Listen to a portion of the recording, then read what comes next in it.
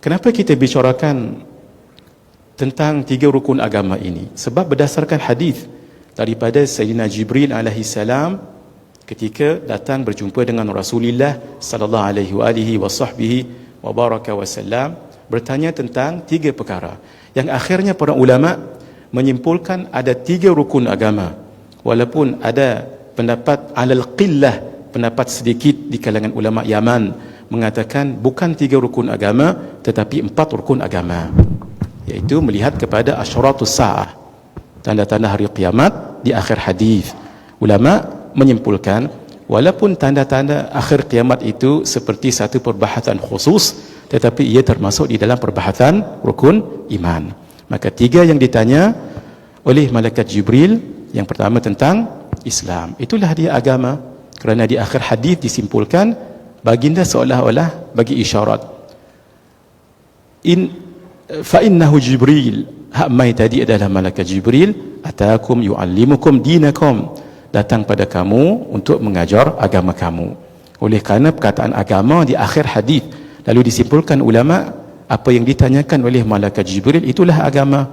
Maka ternyata yang ditanya tentang Islam, tentang iman, tentang ihsan. Itulah dia 3 rukun agama. Dan tentang Islam, tentang iman, tentang ihsan itu wajib dipelajari setiap satu oleh setiap mukallaf sehingga menjadi fardu ain. Cuma yang fardu ain itu adalah tahapnya, tahap fardu ain, bukan semua perkara dalam 3 ilmu ini. Nak tahu tentang Islam mesti dengan ilmu. Solat, zakat, puasa, haji, menutup aurat, muamalah, jinayat,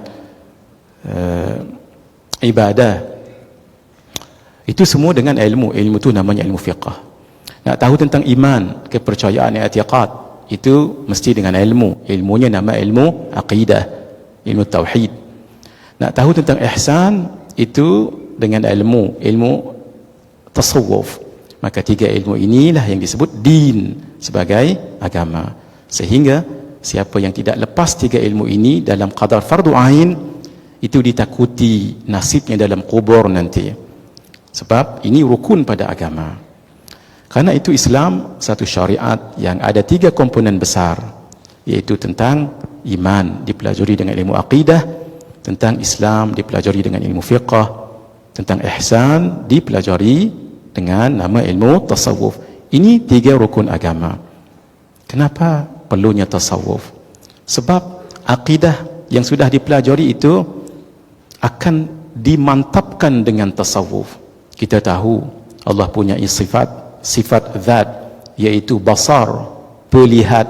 Kalau nak terjemah melihat, khair. Tetapi kenapa masih lagi melakukan maksiat walaupun secara sembunyi-sembunyi? Karena belum mantap tasawufnya.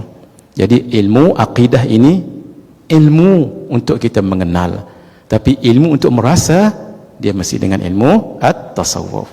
Begitu juga pentingnya tasawuf pada ilmu fiqh. Kita solat, zakat, puasa, haji bagus, tetapi solat kalau dengan riya, haba'an manthura, salah alamat, maka tidak diterima oleh Allah Azza wa Jalla. Sebab bukan kerana Allah. Maka dipagari supaya solat itu jangan kerana riya, puasa itu jangan menunjuk-nunjuk, bersedekah itu jangan untuk jadi terkenal. Maka dipagari. Kalau tidak, rugi sahaja.